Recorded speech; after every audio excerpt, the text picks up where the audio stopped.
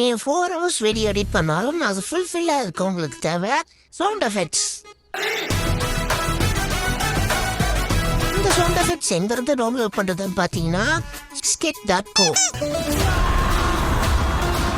இதில் நிறைய சவுண்ட் எஃபெக்ட்ஸும் கிடைக்கும். அது மட்டும் இல்லை, உங்களுக்கு மியூசிக்ஸ் கூட இதில் கிடைக்குங்க. அப்புறம் யூடியூப்பில் கிடைக்கிற சவுண்ட் எஃபெக்ட்ஸ் அண்ட் மியூசிக்ஸ்லாம் யூஸ் பண்ணாதீங்க. அப்புறம் தொட்டா தூக்கிடுவேன்.